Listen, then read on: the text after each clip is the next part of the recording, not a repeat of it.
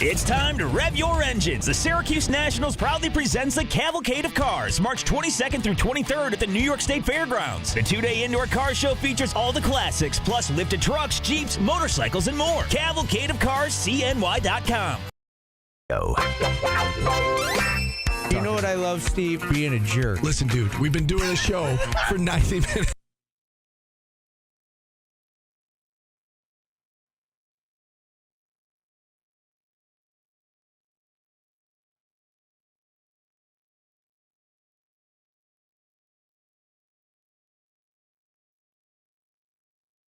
I won a limbo contest. Oh, my God. Fran Brown joining us. These guys are working their butts off. They expect to see that fan. You want extra money just because you're North Carolina? I'm in all right What an honor for you and Jordan to be next to me every day. This is Orange Nation. There's music, there's fun, there's us. It's everything you could want all in one place.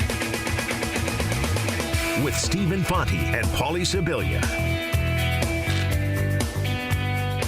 Good afternoon, everyone. Glad to have you with us alongside Paulie Sibilia. I'm Stephen Fonte as we welcome you into a Wednesday edition of Orange Nation. Our final show of the week with the NCAA tournament starting up tomorrow. We'll have tournament games Thursday and Friday. Wall to wall. Hour number one wide open. We'll make our NCAA tournament picks, our final four picks. I have a blank bracket in front of me, Paulie. I will be making the picks in the next segment. Can't wait. The next commercial break. Atan Thomas, 1 o'clock. Dan from the Wildcat coming up at 1:30. Don't do it during the break. Do it on the air with us. That's how we're going to do it.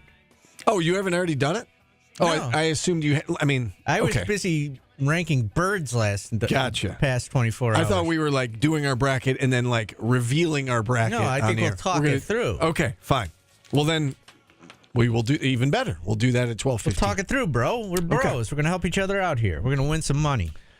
I hope so. All right. Phone lines open all of hour number one if you want to check in. 315-437-7644. What's up? How are Not things? much. Not much. The world was a buzz. It's that time of year, Steve, when social media gets a buzz with pictures and stuff. And Quadir Copeland tweeted at Chris Bell. I saw that eyeball emojis.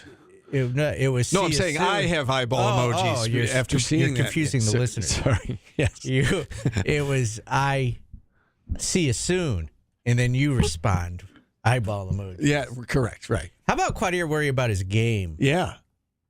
I don't normally have that take, but dude, you're in the tournament. Don't be taking 2 minutes out of your day to tweet at somebody. For what it's worth, hi everybody. For what it's worth.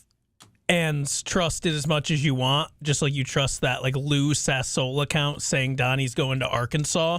I saw somebody who said it was just a suggestion that Chris Bell would be going to Providence to watch Quadir play, which would make sense because they're boys. Okay, that works. And like Bell's obviously from California, so it would make sense to go before going out west. Yeah, so. But again, like Lou Sassola, Donnie, Arkansas. So like.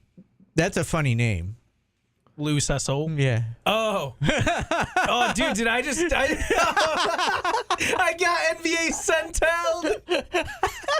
How many times did you have to say it? I've never said it aloud.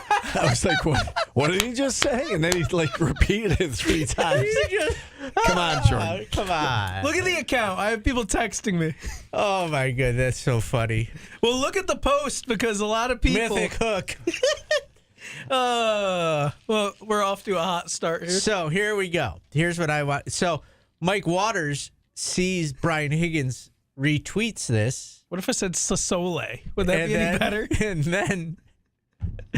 And then responds with a Chris Bell has not made a decision. I spoke to his father, and they haven't done exit interviews yet, and people are up in arms that Syracuse has not done its exit interviews yet.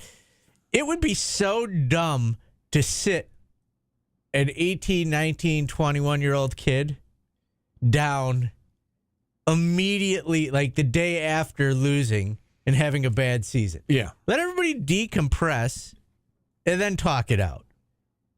Because if someone came to me immediately after, it would be, I'm out of here. I don't want to deal with this again. Right. But maybe if I think it through, think of the happy times, my teammates, whatnot, Then Well, you think do. about if you have like a bad day at work or a bad show. Like the moment you leave the show or the day at work, you don't want to talk about, your future, right? You want to just let the dust settle. So I mean, they got to do it before Monday. I was going to say, clearly, right, but the portal opens on just Monday. They got a little bit of time let here. everybody decompress. It was spring break, too. Correct. Yes. So they lost Wednesday night. There was still half a spring break left. Classes started up again on Monday, and it makes sense that they're letting the dust settle, and they're going to talk Two it out people this week. immediately after I said happy times. Yeah, they're college kids. You don't think they had fun with their teammates? And yeah, losing sucks, but they're kids. There's more to life than sports. Dear God, you people, have fun. This is. I didn't want to do this today, but for God's sakes, it's only sports. Yeah. Someone was mad at me for trying to be funny. Like, it's only sports, guys. I'm spitting all over the board because you keep making me say SP words. Just relax. College kids had fun. They like their coaches. They just enjoy it. I'm disappointed in you, The Jordan. handle is at QSLU too. That's an oddly specific burner. So that brings us to today's segment to start the show, guys. Oh, I screwed it up. Should I stay or should I go? We play it every year at the end of the basketball season. Should I stay or should I go? Every Should year? I stay or should I go? Well, since the portal opened, we have. So, yes, we do every year, Steve. Does everybody have to be like did you do that? I think this is year 2.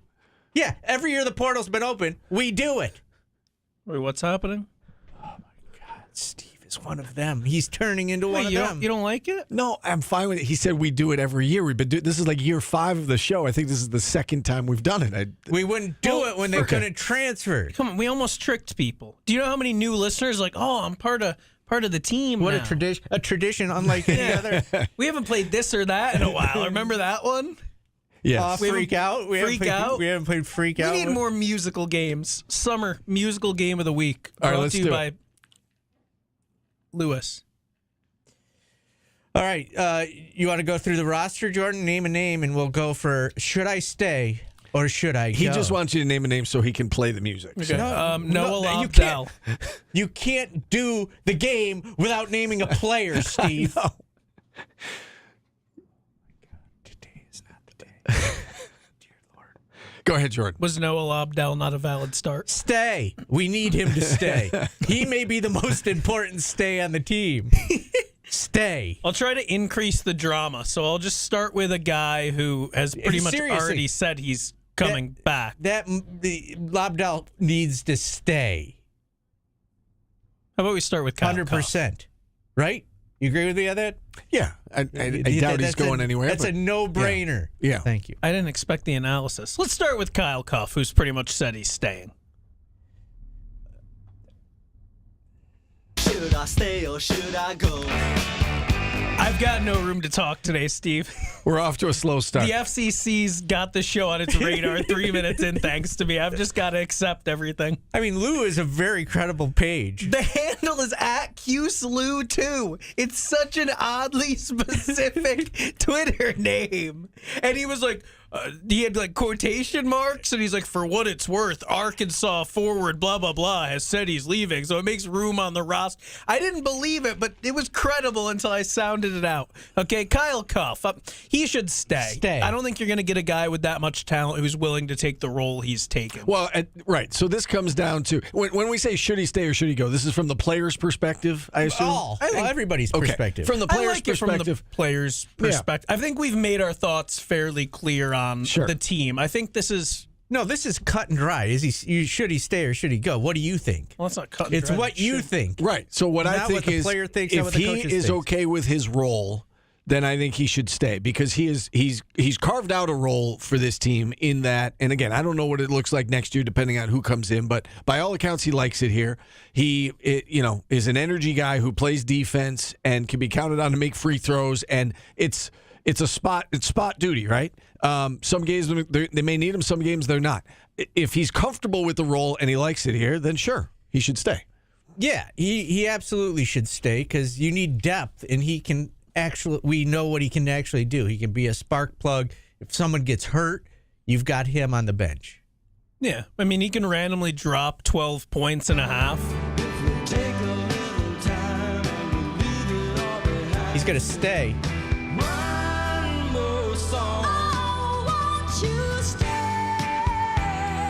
Do you have a go one ready? Kyle Cuff, stay just a little bit longer. It's a great role. Hey, you see this guy? You see how he plays? You do that. It's a great role of a guy. Hopefully you've got more talent and can play like him. Thank you. And again, he's a guy that you're not going to count on him to start, obviously, but he's a guy that could push the other guards in practice. He gets after you defensively. So, and you need people like that. Practice shouldn't be easy. Practice should be hard. And I think Kyle Cuff is a guy who can make practice hard. All right, second easiest one. Pitar, Majstorovic. Same. I mean, they're okay. Yes, go ahead. Should I stay or should I go? Cool your jets. Yeah, it's the same response. We need more reps. It's the same response. I mean, they both are, and I think Majstorovic probably has a brighter future here than Cuff does because he's got more time. I like what he does. He provides depth. He, is a good practice player. By the time player. he's a senior, if you could keep him, he'd be very good. You would think so, yeah. So I think for a lot of reasons he should stay, and I think the coaching staff very much wants him to stay. Stay.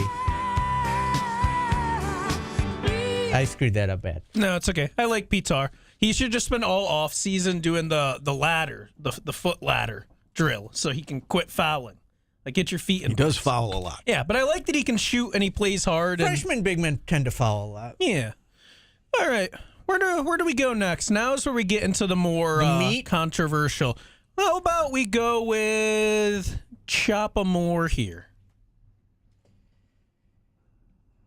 I believe we only have 6 guys, right? 6 guys to choose from? I don't care. No. Can that be an answer? Like, I'm good either way. Do you have an I don't care song ready? If not, then no. Sure, I could do that. Okay, Iconopop has one called I Don't Care. I would like him to stay, but I think that you have more or less 3 guard-ish players. Like, I know Kyan's not a guard. He's kind of like a, in between 2 and 3. But, like, I think he'll have more of a guard skill set. Womack, I believe, is a forward too, but he's a shooter, which is kind of Moore's role. And then you have Fennell, the guy from Australia. I just think if you want to develop those guys, I don't know if there's room for Moore to keep expanding. Plus, like, aren't they going to need to bring in a point guard anyway? I assume you keep JJ. I don't know. I'd probably head out if I were him. Is this a good one for I Don't Care? I told you Iconopop. I don't care anymore. I can't find the cue. It's okay. What do you think, Steve? Should I wait? No, go ahead. Just talk. Okay, what do I think? I think he's probably... It's always tough to say from the player's perspective because I don't know what other offers he would have and where he would land. I think he is probably a leave. I mean, if Louisville paid Frank Anselm $300K, someone's going to give Choppa Moore 5+. I can't imagine he was... He's got no stats. I can't imagine he's got more he was upside happy. than Frank Anselm. I can't imagine he was happy with his role, even when he was healthy. He had the world on his handed to him. But it didn't go well, and then he kept getting benched. Yeah, his minutes went way down. I know, but like the guy in front of him got hurt. He had the opportunity. Everything fell in his place, and he could. I don't know that he's going to be offered like high. I'm with you, Paulie. That's what I'm saying. From a player's perspective, I don't know. I don't know what he can command in the portal. You don't think someone will take a shot on him just based on like the good games he had? An A10 team? Yeah, maybe.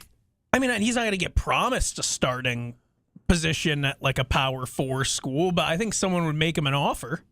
I think it was a disappointing year for him. I would agree, but I think we saw flashes that might lead other programs and coaches to be like, you see what he did there? Yeah. I can make that more consistent. We could use that. I don't know. I mean, I think his best bet's to stay if I was him.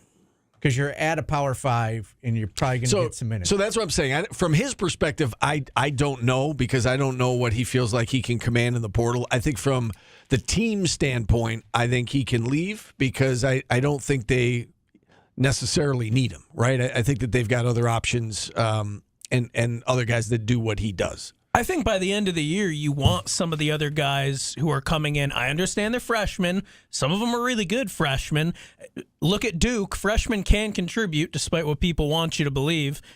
I think with those guys coming in, you want them to be better than Moore was right now at this point.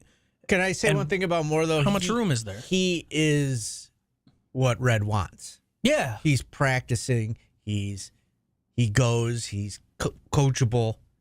He gives effort on defense. He just gets lost. Yeah. It's nothing against him. This is, for me, like, based on too many cooks and what's best for him. Like, I would probably say. There's someone named Orange Man Forever in the chat who says his problem was red. If you would like to call in and tell me a specific thing that Coach Autry did that caused him to be bad, I would love to hear it. All right, we're halfway through. Let's keep cooking. We have this into 3 tiers. The second of tier 2 is Chris Bell.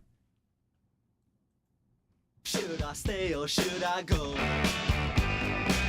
I have been wishy-washy. I'm a waffle on this I one. won't be. Please stay, Chris Bell.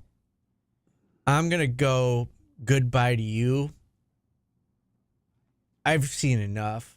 Yeah. I've felt enough. Like, you're a mess. Like, go straighten it out somewhere. Go get some playing time. It's been fun.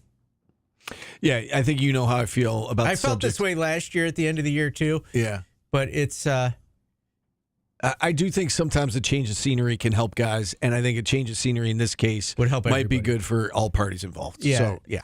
Coach Autry doesn't need that guy on the court pouting, yelling at the refs, screaming, blah, blah, blah. So, yeah. And next year being as important as it is for everyone involved. You can't be babysitting next year. Right. You want guys that you can count on. And unfortunately, he was a guy that he had flashes. You talked about Elijah Moore with flashes. It's got to be more consistent than that. You can't go into next year like shrugging your shoulders like, I don't know what we're going to get out of this guy. I just think it would be best for everybody to just move on, and he gets a fresh start, and SU gets a fresh start. So, yeah. All right. Here's Bring Back Curtin says, Autry did not let Moore play and work through his mistakes. As much as you guys don't realize this, he was trying to win basketball games last year. You can't let people play, and he wasn't making mistakes. He was a non-factor. It was a zero. It was actually a negative because he was getting cooked on defense. And he's got kids would say. Yeah. And also for Chris Bell, someone said, what if he wants a degree from Syracuse? Good. Stay and get it and play. I'm just speaking my thoughts into I know this existence. isn't ideal. You want a day in, day out guy. And I know there were guys on the team this past season that kept a good attitude. But I think with a better kind of situation, locker room, season, I think you could get better out of Chris Bell. I thought he was going to be Orange Man Forever is calling in and taking my challenge. Orange Man Forever, what's up? What's up, Paul? Not much. So what exactly did Coach Autry do to cause Chapel Moore to have a bad freshman year? Here's how I saw it. Okay. Now, I'm a season ticket holder, but I live in Maryland, so I drive to Syracuse when they're home. That's impressive.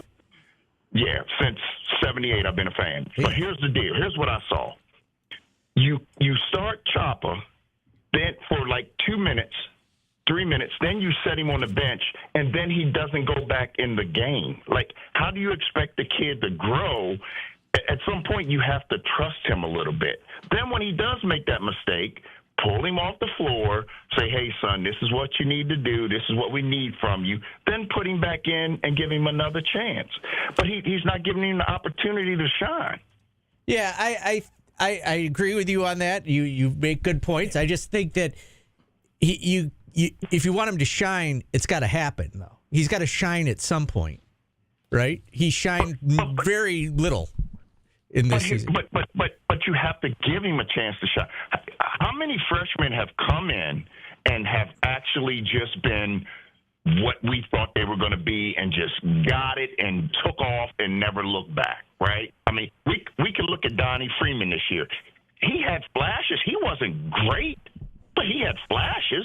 But then unfortunately ends up getting hurt. But I mean, those guys are not like five-star come in going to take over a program. You have, as a coach, you have to build them up. And don't get me wrong, I love Red, but that's just how I see it. All right, so I'm just going to jump in here real quick on whether or not he got a chance. And I'm just going to go by the numbers here. And I do agree with Paulie. You make some good points, but this is the way I see it. Tennessee, that was the game JJ got hurt going into the Tennessee game. So he played 30 minutes in that game. And that stretch while JJ's out, he played 30 minutes, 25 minutes, 28 minutes, 36 minutes, 22 minutes, got a lot of time. JJ comes back, they hit the conference schedule, and then he did not make a basket 6 games. Goose eggs in 6 games. And so I think what happened is, it's a freshman who was struggling on defense. He was not contributing on offense. And I think that, Red probably lost some confidence in him. Elijah probably lost some confidence in himself.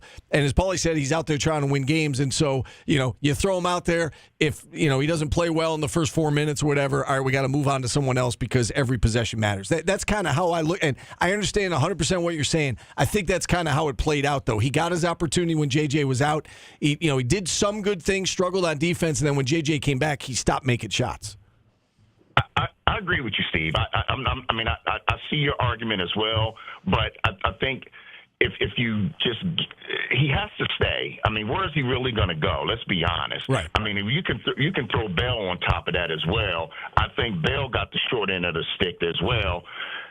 What they got to understand is what Bell had last year made him good.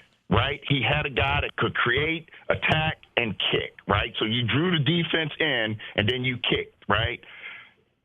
Chris is just not a guy that's going to take you off the dribble every time. He just, I will agree, his defense definitely needs to improve. He needs to rebound. He needs to do everything. He needs to keep his head in the game. He's a senior now.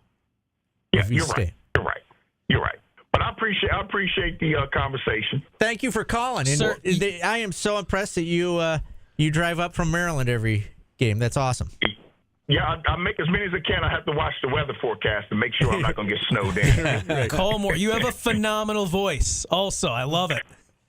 Well, I do high school radio. I do games for high school in Maryland. Oh, yep. All right. Yes, sir. Nice. All right. Well, thank you for calling in. I appreciate it. Thank Keep you. doing Appreciate a great job. All right. Thank you. All right, let's take our first time out. We'll come back and play Should I Stay or Should I Go some more. We just have the big ones, right? We have Donnie and JJ, right? Some more. So like a s'more joke because the weather's nice. And I like what just happened. Like, that's the way it should go, It was right? so civil. So, there was two, opposing views. Nobody sucked. He called in, and we talked it out, and, he Stephen said... North Syracuse always did that, too. And he has He a did. great voice. That was a great voice. I did. like him. You mentioned Stephen North Syracuse. Brent X released a post today, wrote a very nice article about him. If you haven't had a chance to read it yet, I thought Brent hit all the right notes. So be sure to check it out. Back after this on ESPN Radio. Yankees baseball has begun. Opening day is March 27th. Guys, I am Listen here for officially all the on news and information on Yankees Syracuse baseball. fan The countdown message to board. opening day is My brought to name you is by I Jackie's Hate Kitchen and Pauly, Bath. and I made my first ESPN post. Radio Syracuse. Discover the intense combination of electric innovation makes and sense. expert engineering in the all-new i4 xDrive 40 with impressive there you go. range and Be inspired looking for me on technology. your You'll favorite have message everything board. you need to go even farther than imagined. Lease an all-new 2025 BMW i4 xDrive 40 at Burdick BMW for only $429 per month for 36 months with $53.79 due at signing. Cash down includes Syracuse $4,025 down payment, $529 first month's payment, $925 acquisition fee, and $0 security So deposit. UNC, Not all huh? customers qualify for security deposit waiver. And my Tax, first title, post license, was in the registration, thread and dealer fees about or how additional I fees due at suck. signing. Oh, sorry. MS My first threat was someone misrepresented something that happened. The famous Mark Johnson, Pauly, while you're down there, lick my sweaty nuts joke. He said it was after the Pitt game and it was after Seton Hall.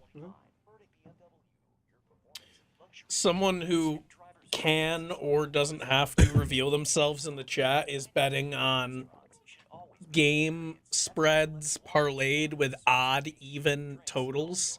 And so last night they had even. So in the last 10 seconds, UNC hits that 3 and it's an even number. And I'm like, yeah. And then this guy from San Diego State hits that like step back with a 1.5. Just like, no. Michael Antonio got kicked off of Syracuse, man.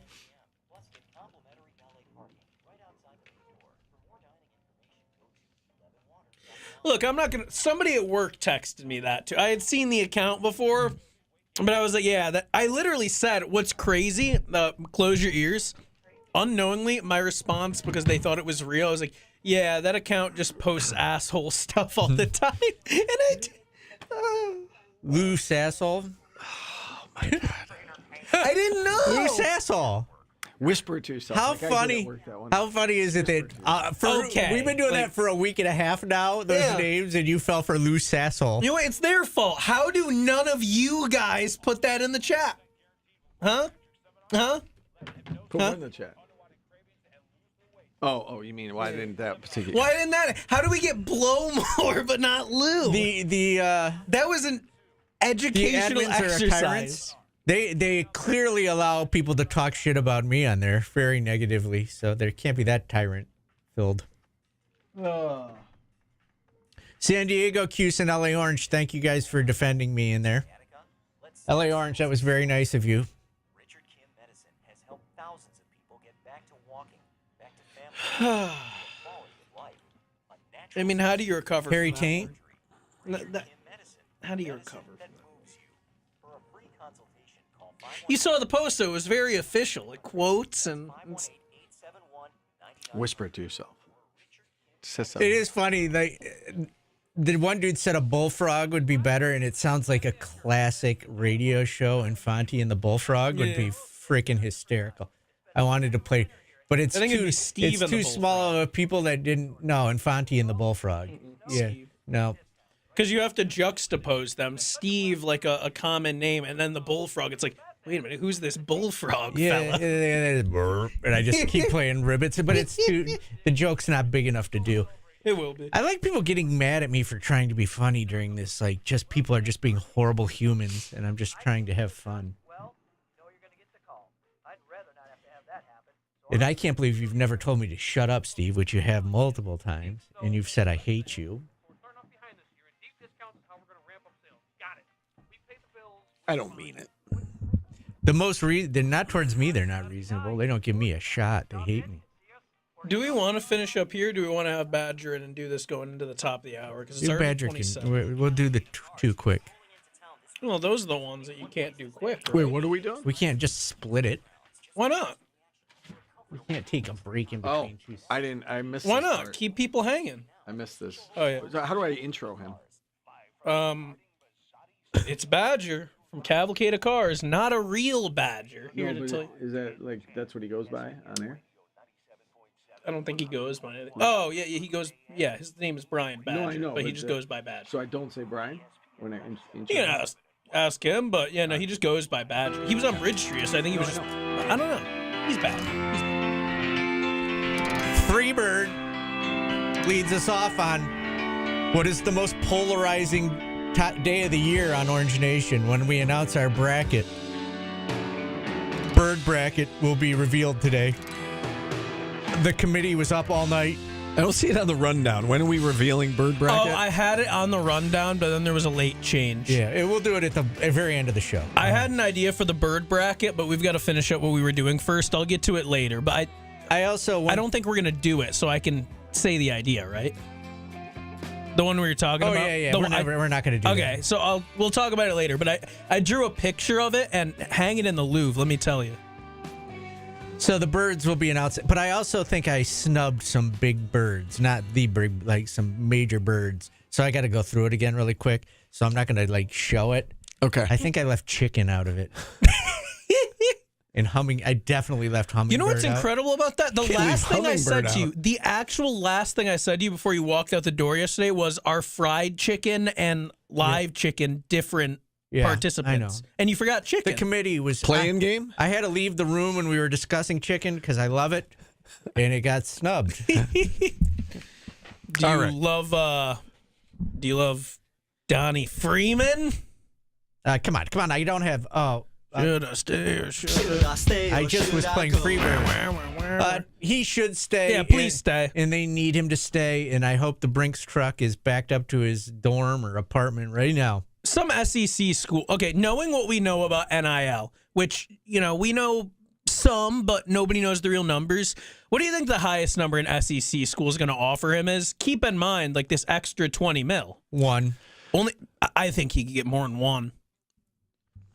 I mean, it's hard to say. I mean, it really is. I have no point of reference, especially because guess. I have no point of Put reference. it, like Jeremy Roach got like 2 mil. I'm sorry, No, but it's like okay. just guess. Like if you're wrong, nobody's going to hold it against you. No, I know, but as you just said, there's extra money in the system now. So I think it's probably more than $1 million, to be honest with you. But Guys, I think it's closer hard to to 2 say. than 1. I tend to think that it's going to. It may not be this year, and I may be wrong.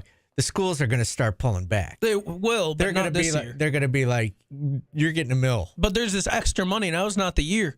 We've seen guys. It doesn't matter. And the thing with Donnie too, like if you get him there, you might have a better chance to keep him. And I know he's probably going to leave, but he's still a young guy. He was averaging doubles, not playing well last year. I think an SEC school with just like FU money will go near 2. I really do. I tend to think it's more than $1 million, but I don't know. Like I said, I have no point of reference. So this is tough. Is making me sick. I I'm think gonna vomit. from a should you stay or should you go. Obviously, the school wants him to stay. I think Donnie's got to do what's best for him. I lean toward he stays right now, but I think it's a toss up. I want him to stay, and I think he should stay. I think he'll get the bag in the league. I just, you can be good, but if he goes to another school, does he kind of just blend in with the other guys there? Like if he stays here next year, he's the A1 with potentially the next guy we talk about, but I hope he stays. I think he should stay, but someone offered me $1.5 million to leave. Bye. It's an interesting statement you just made. He's 1A next to the guy that we're going to talk about next. I guess you think- 1A, 1B, interchangeable. I used 1A wrong. So no. What I was going to say was, do you think this team can get away with one of those two being their best player and not going out into the portal and getting the best player? I want him to be That's their a good best point. player next year. That's I a want good- Donnie Freeman to be their best player. Or their two The best thing about players, Donnie for that is, matter. one, Because it I think seemed- they may need to go out and get another, Batman or Robin. I think you're right.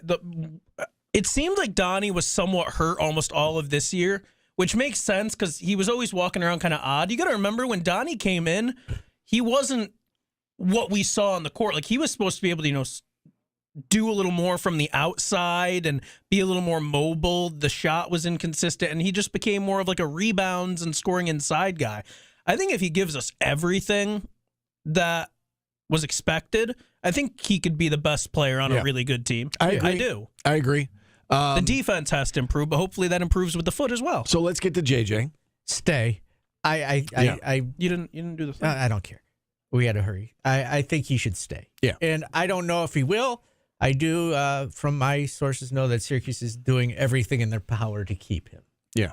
And like Jordan said, you never know, though. An SEC school may be rolling up with a bigger bag. For both of them, like you don't know, right? But yeah, I think those two guys are the top priorities in terms of player retention. You're not kicking JJ out the door, but if I'm choosing between Donnie and JJ, I want Donnie a lot more. A lot more. Okay. Yeah, I do. You're hoping that JJ isn't your. You hope he's your senior and your calming force next year, and he's not needed as much because there's so many empty spots offensively on the court. They still scored a lot of points, but they need to be able to score from the forward. And again, I think we saw at the end of the year that they were at their best when he was picking his spots and not, feeling like he had to go to the basket every single time down and force things because other guys were scoring. When they had more balance, obviously they were better. It felt very Judah Mincy to me in the sense that he could get inside and score, as Orange Forever said earlier. He doesn't really have the kick out ability that Judah had, but didn't you kind of get that point where the ceiling of the team is a little limited because he wasn't hitting threes. I think it was more limited. That was my you couldn't issue. score from the point guard position. You couldn't score from the forward positions. And you gave up too many points on the other end. It was a bad combination, Yeah. obviously. It's part of the reason why they lost so many games. And he couldn't hit. He'd get to, and it's one thing if you're getting to the foul line, Gotta you got to make make 'em. them. Yeah. And he Yeah. can't. So we're going to talk the cavalcade of cars next, guys. Badger from our office next door. He's literally in next door. He's going to come in. And, Infante and the Badger. oh, Don't do that. that's the noise the Badgers Don't, make. please don't do that. It's like you were talking about the jelly earlier. Let's take a time out. I'm also a rabbit. I could be whatever you want. Back after this on ESPN Radio. What's the joke? It was too much Oh God, I don't know how people feel about this, but like JJ was a little quieter. JJ doesn't have a Twitter account, but I mean, there were also games where you're watching JJ and you're like, "Geez, dude!" Like but he kind of did have to do it all. I don't know. I see what you're saying. Just I'm looking like a snack. the rock. JJ and Judah experience. Is CJC.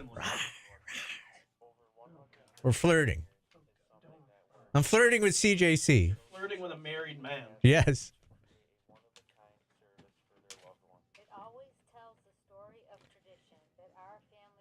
I'm going to tell the girl who cuts my hair that you called her a Floby.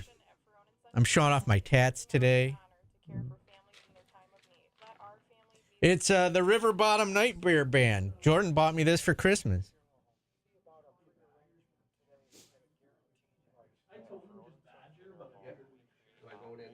Yeah, come on in. Everybody, Badger. You're still on the screen. So you just want me to call you Badger? Sure, yeah. Okay. All right. My mom and my sister call me Brian. And then just make sure you guys are both kind of as right as you Oh, can get to. yeah. What's your favorite bird, Badger? I don't know. Is it a Seahawk? Absolutely not a Seahawk. A dove? Why do A you just bald go on, eagle? Because doves are peaceful. No, definitely not peaceful. I'm not peaceful. What's like a really stressed out bird, like maybe like an ostrich or something? Okay, there you go.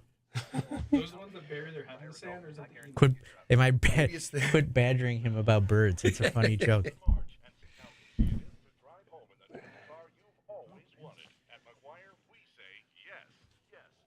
Is this the first time you guys have done this?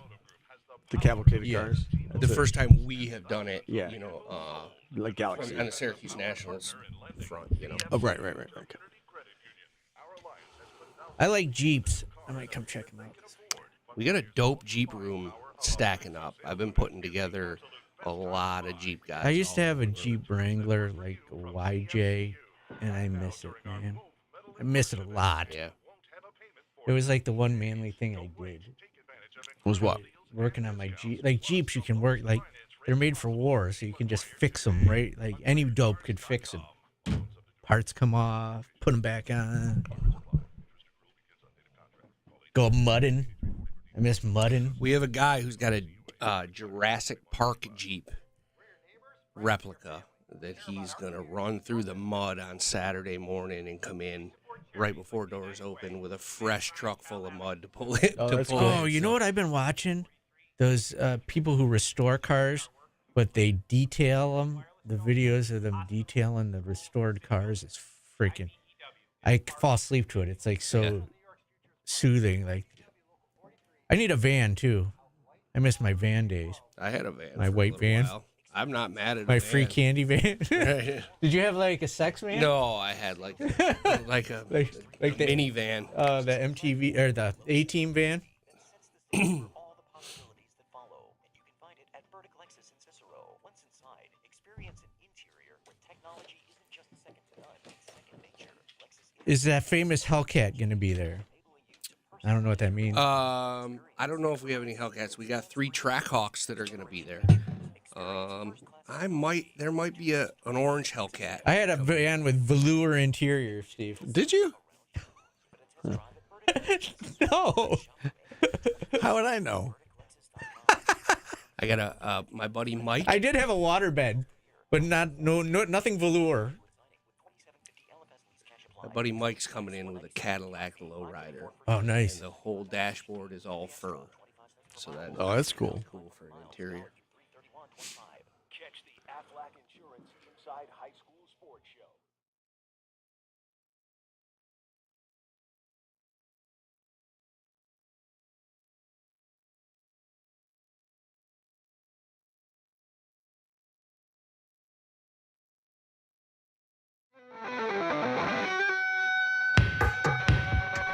Songs about birds today, Steve, because the bird bracket's getting announced.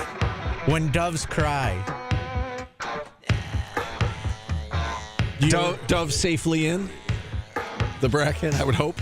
Yes. There no issue with doves. Okay. I didn't really seed them. I just wrote birds down the line. So we go from birds to Badgers. Badger from the Cavalcade of Cars has joined us. He also Galaxy Media. That's right. Welcome first Same of all. guy signs all our paychecks. Studio. We've been talking about this for a while. It's finally here. Tell us about this event. You got a fun one this weekend. The Cavalcade of Cars, presented by McGuire Automotive Group. Our friends at McGuire always doing good things with us. 2-day indoor car show at the New York State Fairgrounds in the Center of Progress building. Good old-fashioned indoor car show.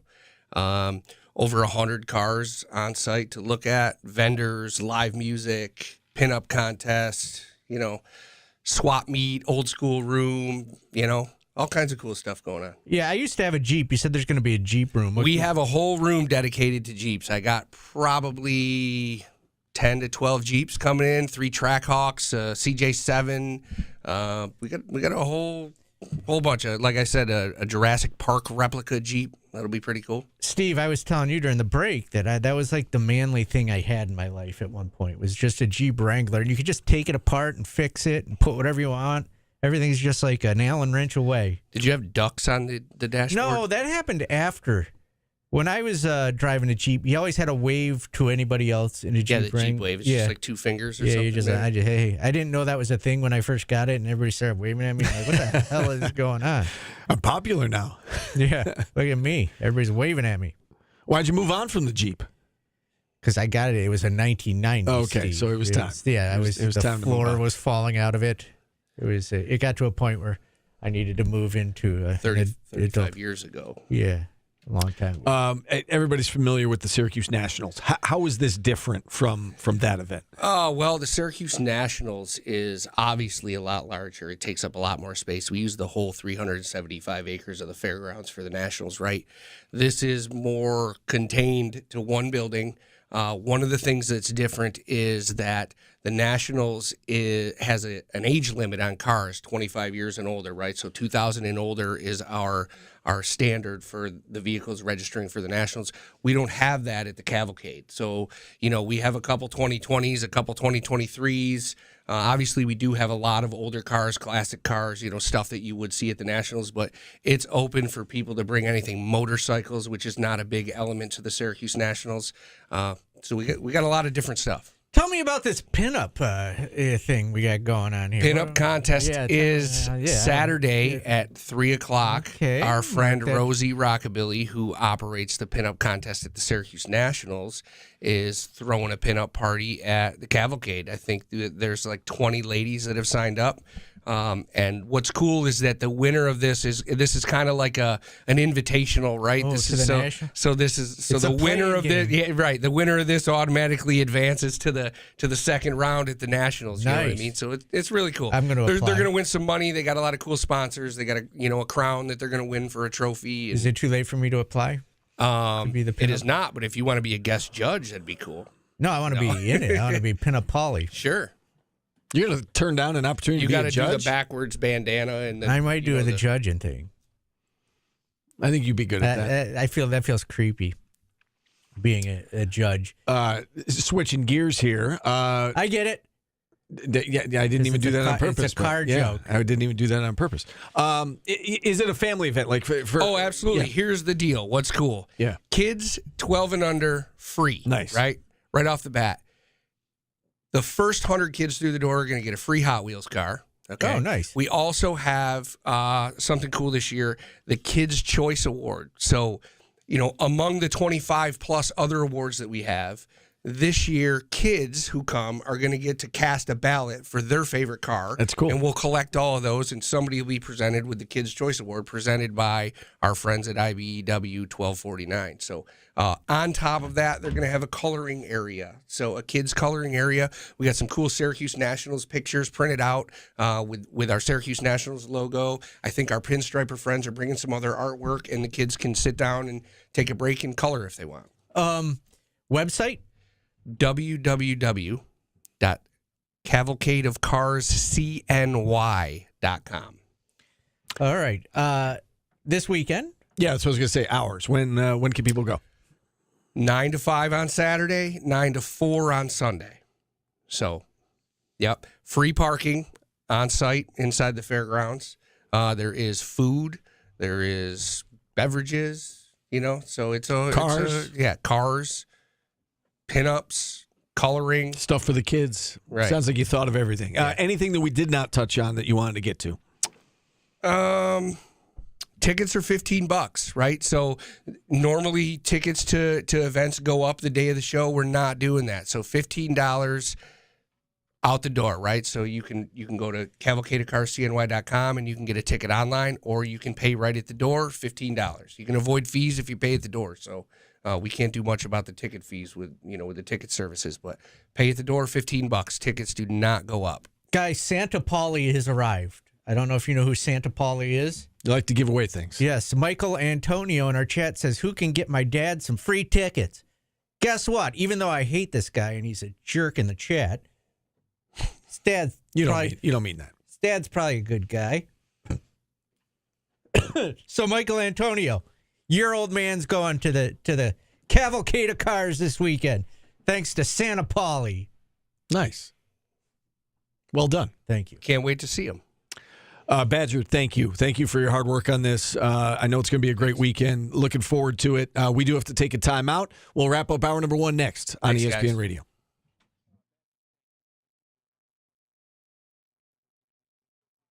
Shirt. We got shirts for sale. Let's go. Shirts. Nice. Cold beer here. Shirts. Hey, Michael Antonio, we'll whisper you. I don't know how to do it. I don't know how any of this works. We'll make it happen. See what I have to put up with. Yeah. Yeah, your dad's going. I heart dads. Isn't that don't people wear those shirts? Yeah. I love hot dads. I was behind. I took a picture of it. I saw a car with a bumper sticker that said, "Don't honk at me. My dad is dead." I don't know what that means, but it was the funniest. I mean, that's valid. It's fair, right? Like, hey, leave me alone. So, Badger, thank you. Thanks, guys. Good stuff. Good luck this weekend. All right. Badger, more like Goodger after a segment like that, because it was a good segment. There you go, the chat coming to defend you. Thanks, guys. Mom can go too. There's 2 tickets. I don't know why. Dad and Mom can go.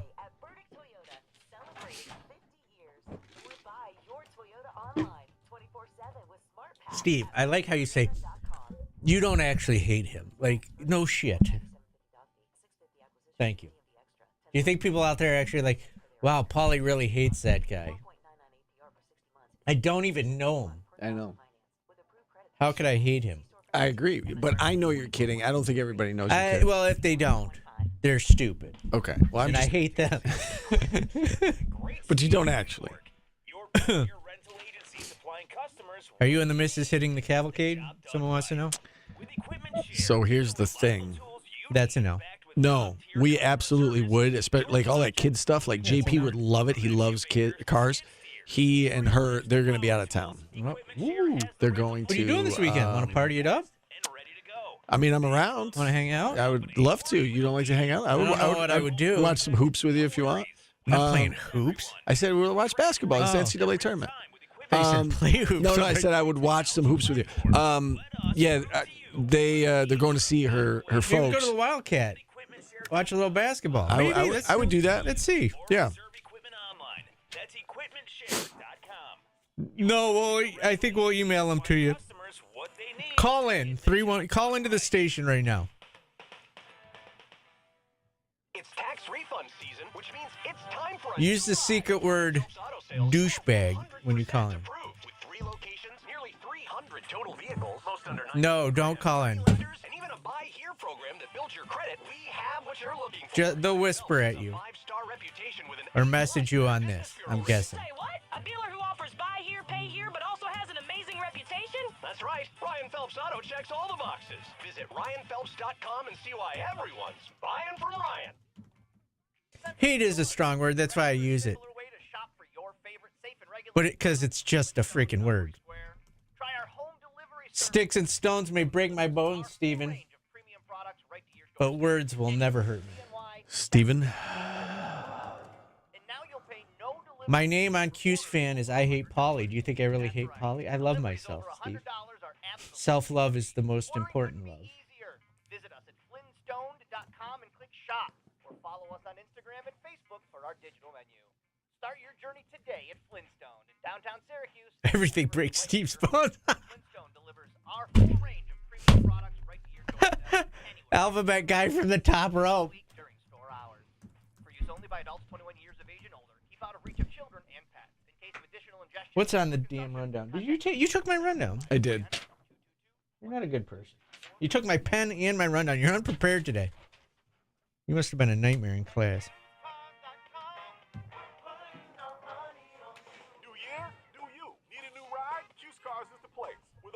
We're going to do our brackets here. Right here? There's no way we can do them in 5 minutes. Okay. I guess I'm going to announce the first bird bracket matchup. All right? This hour of Orange Nation is brought to you by William Matar. Hurt in a car? Call William Matar. 444-4444. ESPN 97.7 and 100.1. And Jordan, you can post it whenever the hell you want. I don't care. It's freaking birds.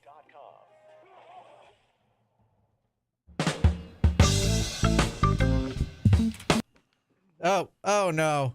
It just shut off.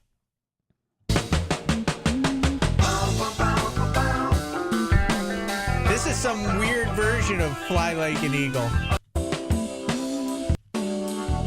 But it's Fly Like an Eagle. What about the babies, y'all? I don't know what the hell that was. Damn TK99 music right there. Hippie music. Fly Like an Eagle, Steve. We're going to announce the first matchup in the bird bracket here because we're behind. Okay? Okay. And in order to do so, I will do the number one seed. I was gonna do. I can't bust out one of the ones with the kiddie names right away.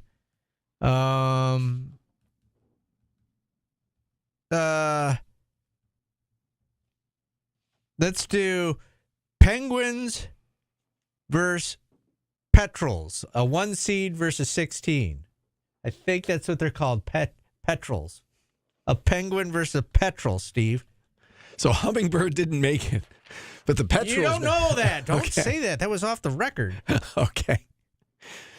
Petrel. Yeah, there's a petrel. You want to see one? Yeah. That's a petrel right there. So Penguins versus Petrels, a 116. The Penguin is the number 1 overall seed. If that makes sense. Then Yes. the number 3, number 1. Number 3 overall. The number yes. 1 seeds are Parrot, Penguin, Oriole, thanks to Tim Leonard, ruined the whole bracket, and then Eagle. You know what else I think didn't make the bracket? It was Pigeon. But I was too busy trying to find birds with dirty names, and I skipped Pigeon, Chicken, and Humming. Well, you have to make that right. Yeah.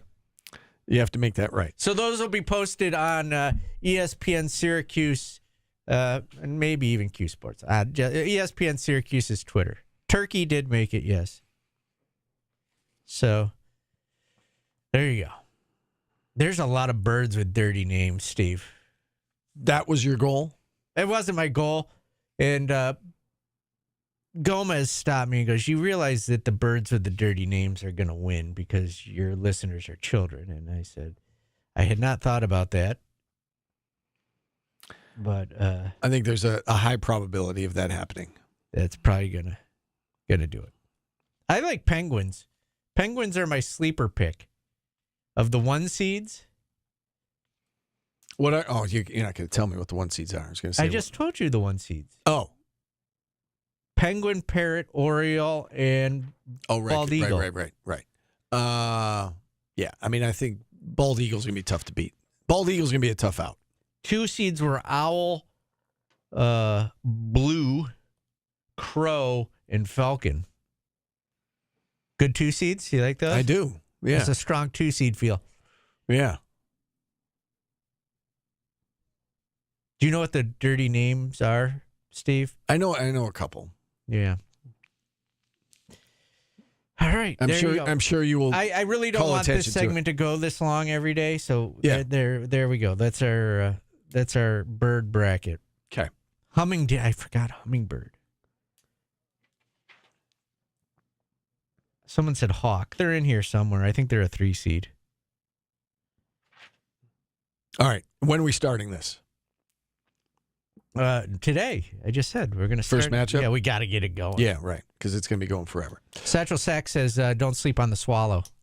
Peacocks are in, yes. People are now just randomly typing bird names into our chat with question marks. Yes. Steve, yes. Well, we can do this during the break. We will take a time. I'm starting to fill out my bracket. That's why I've been. The bird I'm bracket? like half paying attention to. No, the actual bracket, because we have to do that at some point today. Peacock is in, yes. All right. Flamingo's in also. I thought we had a call, but apparently we do not. So we'll take a break. Todd Thomas joins us on the other side. Back after this on ESPN Radio. When I got my motorcycle permit, I got on a Harley, and when you have your motorcycle permit, If you ask hummingbird one more time, below more peacock.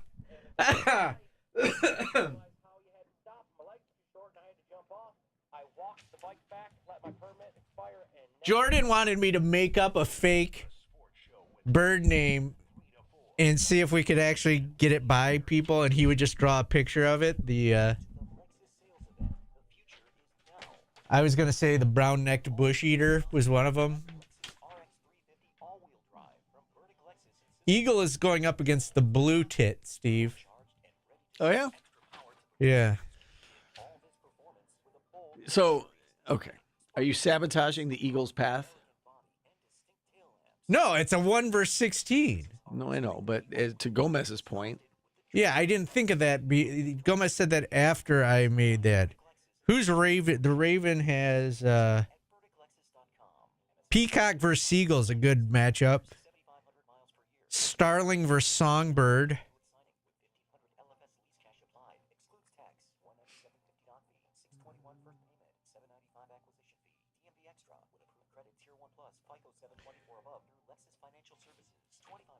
Flamingos versus I can't even read my own writing. Duck versus Albatross. That's a good first round matchup, Steve. Is that like an 8-9? Swallow versus Macaw. That's a good matchup. I don't know. Emu versus Swan. That's going to be a tough one. Woodpecker versus Wren. That's a tough one. You're enjoying this, aren't you? I am. Robin versus Swift. Blue Jay versus Vulture. Another good first round. Couple of bullies. Yeah. That's going to be like a 56-54 got game. Bush Tit in the first round. Of course. You don't sleep on Bush Tit. Turkey versus Parakeet.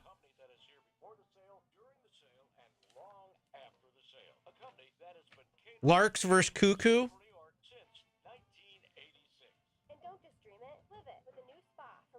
Roadrunner versus Bluebird, Steve. That's a good matchup also.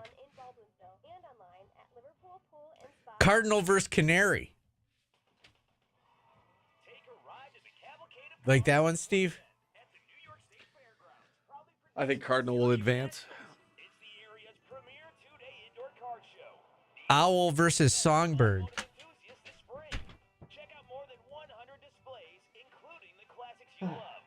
I'm doing everything I can to drive listeners away from our show. And you're welcome. Charity of Central New York. Plus over 25 awards given swap meet in the old school room. Live music, the Rockabilly Revival pinup contest, and more. Kids 12 and under are free, courtesy of IBEW Local 1249. Stinky Bird did not make it. CavalcadeOfCarsCNY.com. That's CavalcadeOfCarsCNY.com. The Cavalcade of Cars this Saturday, 9 to 5. I want to see if you get this one, Steve. Presented by the McGuire Automotive Group. As you can see, a ton is on the phone. Carlos, sales director for Nye. It's been one heck of a winter here at Nye. We've decided it's time to move this inventory with what we like to call deep snow, deep discounts. Right, Dan? Absolutely, Mickey. We've had such a blast of winter this year that our sales numbers have been off. So to combat that, we're taking the deepest snowfall in years and giving up. I know. I'll type it out. Just have today's, which was Eagle or Penguin versus Petrol.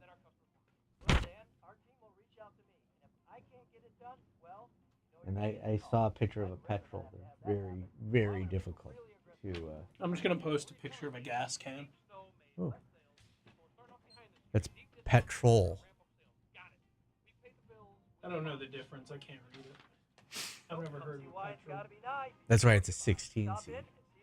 It's a 116. See if you get this one, Steve.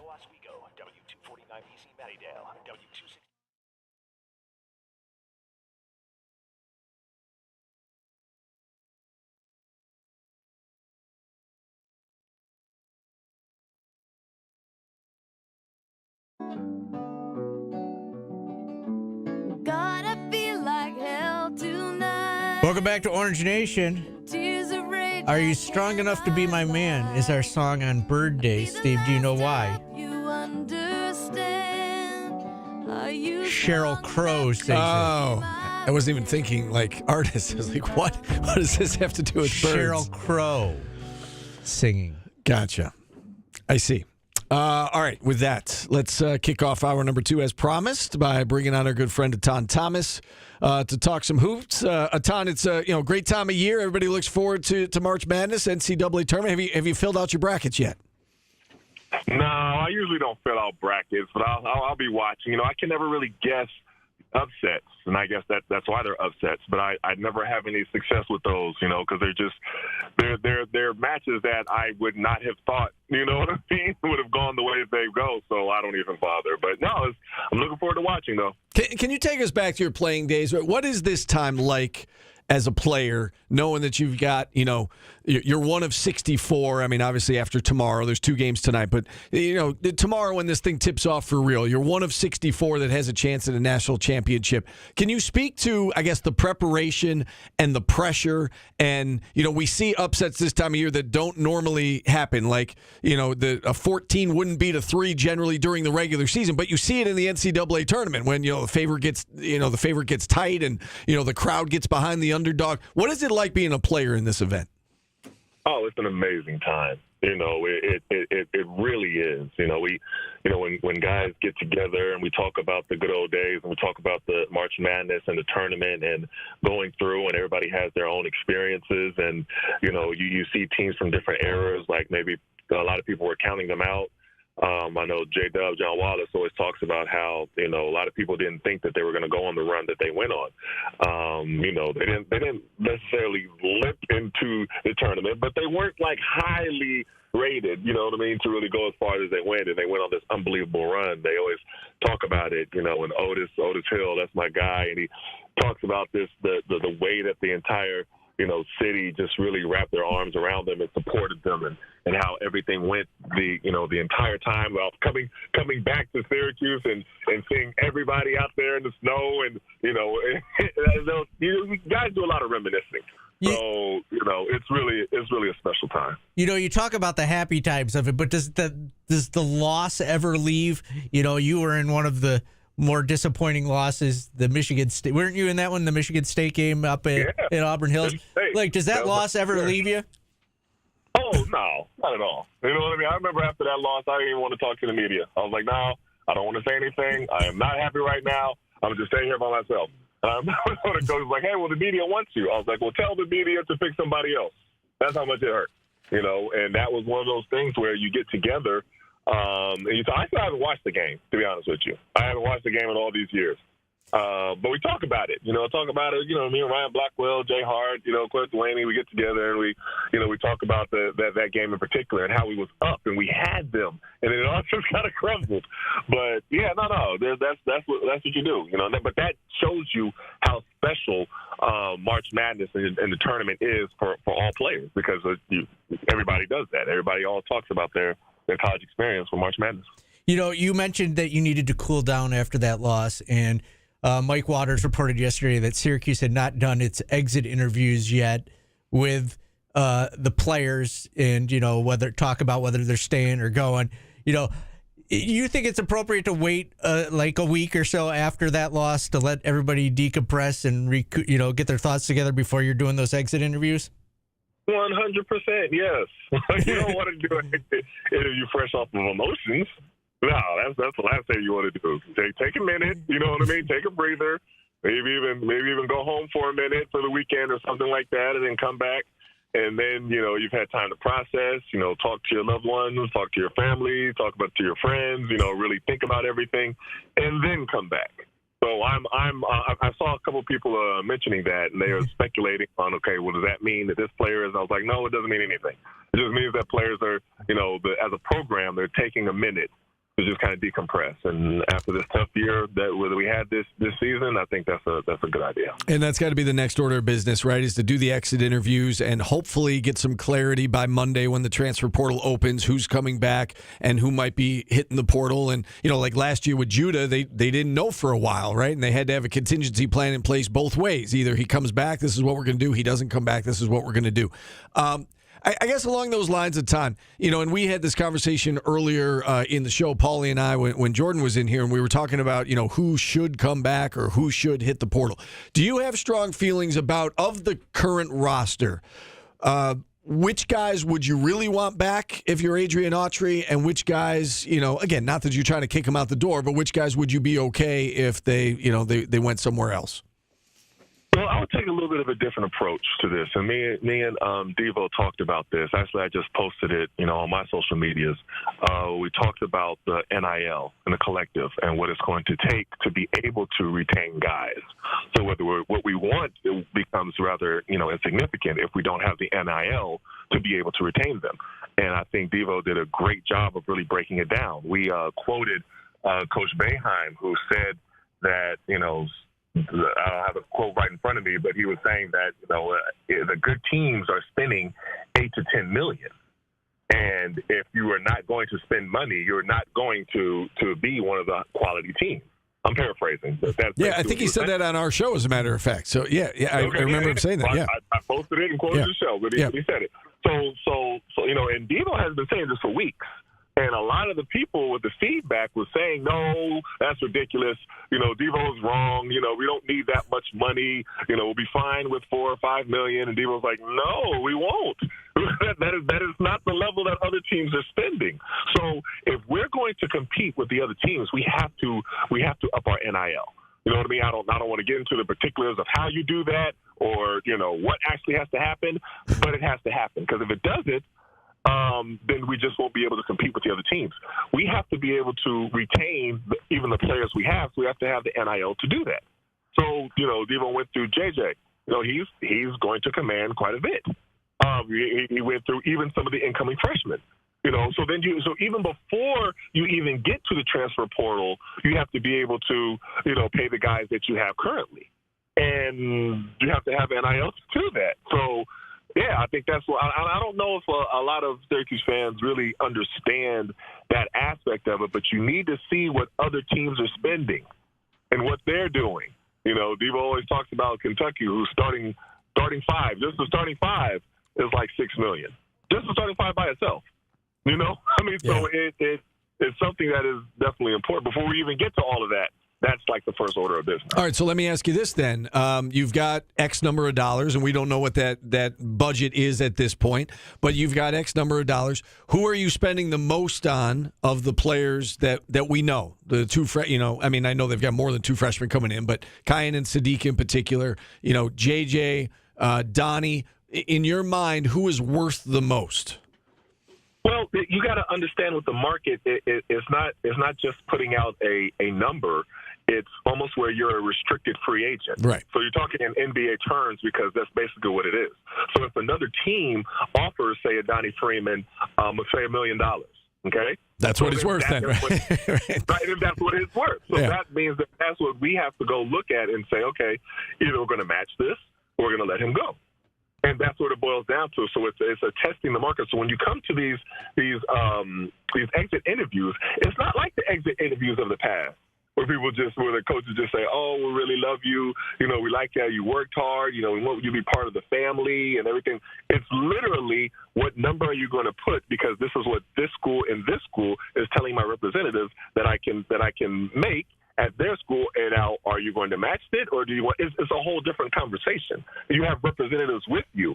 You know, I think I was too smart to say they don't like to work with representatives, but players have their lawyers and agents and representatives with them, and it's a different conversation.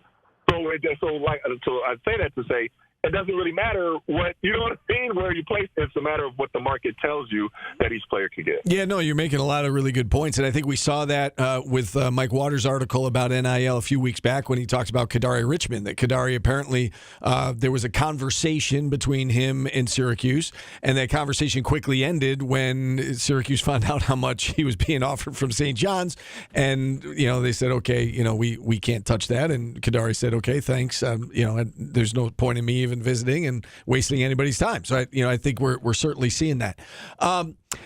Money aside, and I know it's hard to put the money aside, but from a strictly like a basketball decision, I want to ask you about two guys in particular, Chris Bell and Elijah Moore. From a basketball decision, what do you think these two young men should do? Well, we can start with Chris Bell. I've seen what he is capable of doing. I know that you know, he had a difficult year this year, but I see the potential. So a lot of times, a lot of guys are getting a certain amount of NIL off of potential. You know, I don't know if he's going to exceed that amount because other programs have seen his potential, so they're going to offer him something. You know, I know a lot of fans might say, okay, well, he didn't have a good year, so maybe your stock is down. I don't know if that's necessarily how that's going to work. So I think that when you go to, you know, come to the table, it's really important that what you present to guys is indicative of the other offers that they can receive, or it's a moot point. Like, there's a very short conversation. And I think that there is something to retaining guys that have been through the system. I do. That they have an idea of what Red wants. They have an idea of what is expected of him. And I you know, the new era of an entire new team every single year, that's got to be difficult. You know, so I think there's a balance of having some guys, you know, returning that have been through the system, coupled with some you know, new people, whether they're the transfer portal or the incoming freshmen. So, in my opinion, I think you need a balance of both. Yeah, no, for sure. Elijah Moore, your thoughts on him again from a basketball perspective? Do you think he would benefit more from moving on to a different program? You know, again, knowing what's coming in, and there's going to be a lot of competition at his position, or do you think he comes back? You know, from his perspective, not necessarily from the coach's perspective, but what do you think he's thinking at this point? I think he's going to have the opportunity and some offers to be able to play a bigger role in other places. Yeah, I think he's shown what he can do with limited minutes. I mean, sometimes his minutes are so inconsistent and they're so limited, and he's still able to, you know, produce, which is very difficult to do. And other programs, you know, I'm sure are taking note of how he's handled himself as a professional, how he's come, you know, whenever his numbers was called, he's been ready, and he's performed, you know, to the best of his abilities. Now, of course, could he perform better at times? Yes, we can nitpick and break down different things that he could have done better. But overall, I think he's you know, given himself the opportunity to play a bigger role in other places. Now, of course, I would love to see him continue on his journey in Orange, but you know, I understand if he is offered a bigger role with a higher NIL amount someplace else. All right. Last question for you as we kind of bring it back full circle back to the NCAA tournament, which starts in earnest tomorrow. You said you don't fill out the brackets, but just from like, put your analysis hat on or your analyst hat on here. give me the recipe for the national champion. What does a national champion need to have? What kinds of teams should we be looking for when we're filling out our bracket in terms of, yes, I think this team will win it because they've got and they check the boxes. Well, a lot of the things you look at throughout the season, the resilience that teams have the ups and downs and how they've responded during the season and how the momentum of how they're playing. We have teams that have made an incredible run during their conference tournaments. They've made different adjustments, so now they're playing a lot better. It's interesting because we talked a lot, on me and Devo talked about North Carolina getting in. And they've made some adjustments, and it was a little bit, surprising that they got in. I'll say that, with the number of quad one wins and everything.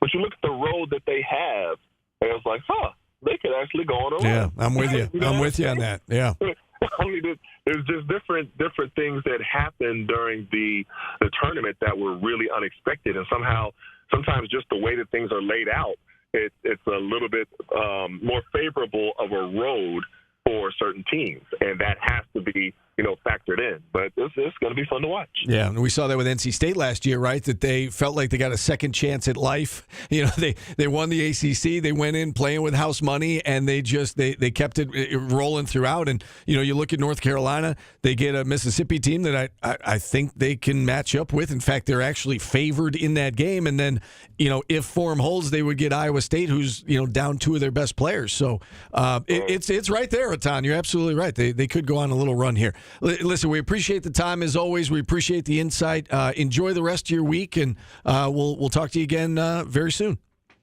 Sounds good. Have a good one, fellas. All right. Todd Thomas joining us here on the show. Just because if they do go on the run doesn't mean they deserve to Correct. You're absolutely right. I hate that. Yeah. See, they deserve. No. Well, here's the thing. I think if you're going by the eye test, I think at the end of the year they were playing well, and I think you look at them and say, okay, that team could win some games in the tournament. But it also flies in the face of what the committee has said about the importance of quad one, who you beat, where you beat them, not who you came close against and where you came close against them. And so I think that is where the inconsistency lies. But again, you look at them, and I think we all agree at the end of the year, we were filling out our ACC brackets, and we all thought North Carolina's the fourth best team. They're playing well right now. If they get in, they could be dangerous. I don't think they deserve to get in either, but I do think that their path is such that they could go on a little bit. Do you know what here. I think played into it? And people say it's the North Carolina name, and it probably is a little. I think it was more the ACC has been disrespected the past few years. ACC's been very good in the tournament. And they've been very good in the tournament. Yeah, you're right. And I think it all helps. Yeah. It helps that they have North Carolina across their chest. Now, if Wake Forest had the same resume, probably not getting in. SMU, probably not getting in. They are Carolina. They are people that are deciding, and people have biases. And so I do think that, although, Indiana's a brand name as well, West Virginia is not as much. I do think the Carolina name helped them. I think, the ACC track record may have helped them. It's not supposed to. No. Right? I mean, neither one of those things is supposed to help you. The eye test, not really supposed to help you. It's supposed to come down to the metrics, and by those standards, they didn't deserve to be in. But they got in, and I do think they can go on a run now. We'll take a timeout. We are back after this on ESPN Radio.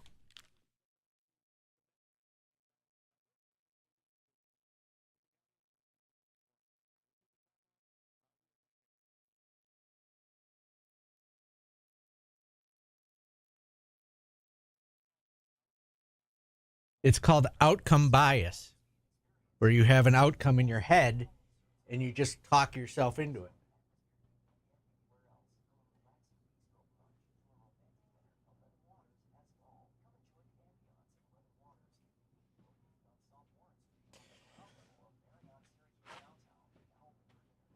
Do we know about Dan yet?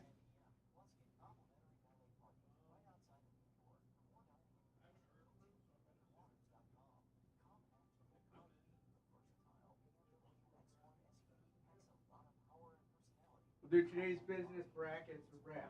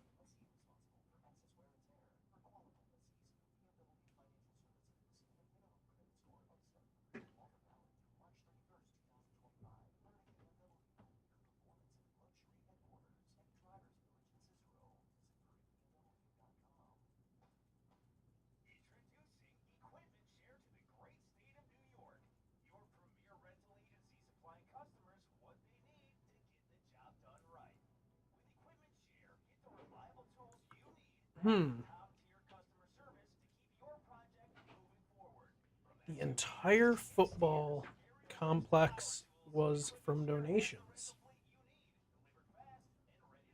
Interesting. Interesting.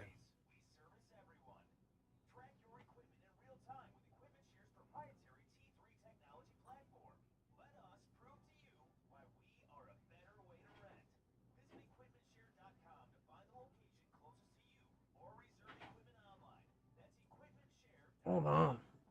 Josh Gaddis.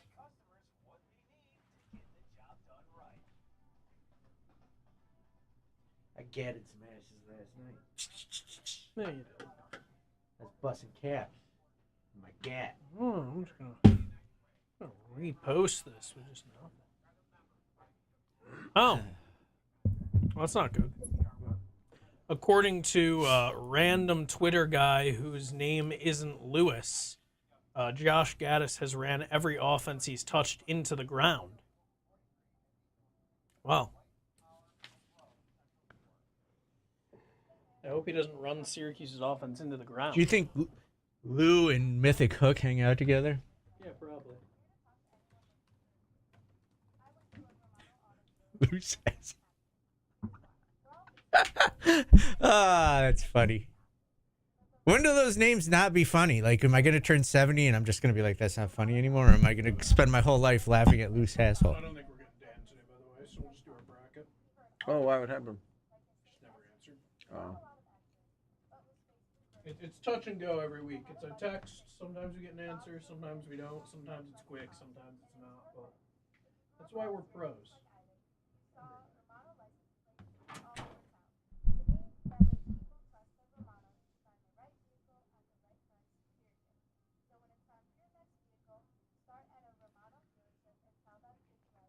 Why would he leave Michigan to come here?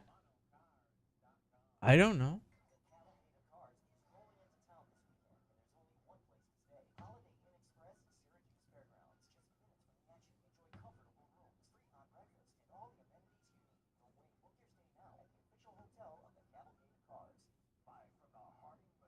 Or he was at Maryland, sorry. I thought he was at Michigan.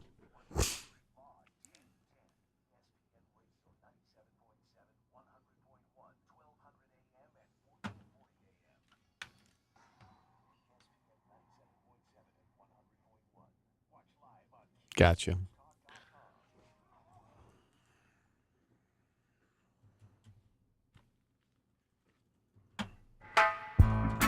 Three little birds on Bird Day, Steve.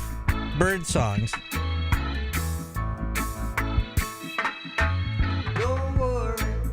You know this one? I do. It's a banger. Everything's gonna be all right.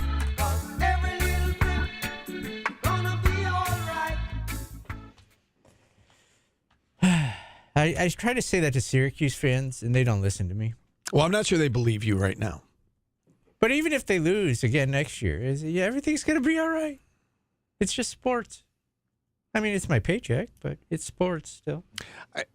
Yes, it's not life or death, but in terms of if everything's going to be all right with Syracuse basketball. Might not be for Coach Autry. Well, right, but this next stretch. You can fix it a year. Even if next year goes poorly and he's gone, this is a critical stretch for the program. Yeah.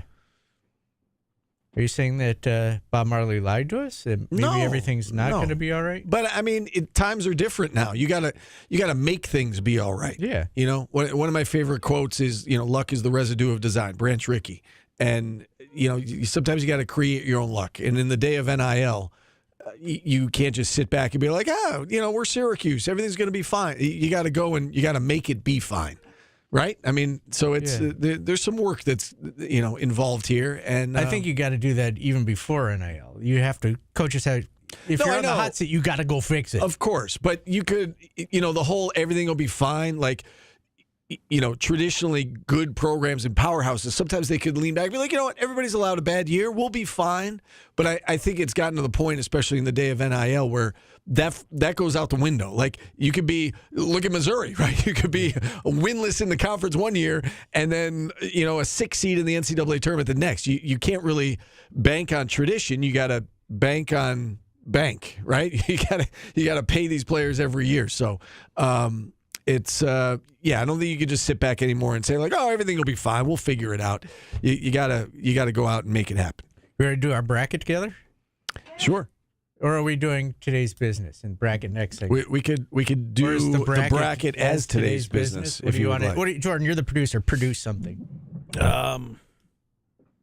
Is I don't care a bad answer? No, that's perfect. I like that attitude. Yeah, I don't care. Let's do our brackets. The brackets are it's going to take a minute. So, why don't we start it, and then if we don't finish, we can take a break and finish it up. Do you need a bracket? I'll look online because I gave you one. I really don't care. I 1,000%. I can't read that. You can't? It's too small for my 1,000% horrible eyes. gave you I know. I'm just going to do it online. Where are your glasses? Don't you have your readers with you? No. Okay, then. All right, let's do this. We're going to talk our way through the bracket to help our listeners out. I'm going to need you to fill out a physical bracket so we can keep them. Aren't we doing it as a team? No. Give me my pen back. Why would we do it as a team? I thought we were just going to talk. That is the lamest thing I've ever heard in my entire life. Okay, so now I got it open on my screen in big letters, and I can just fill in from there.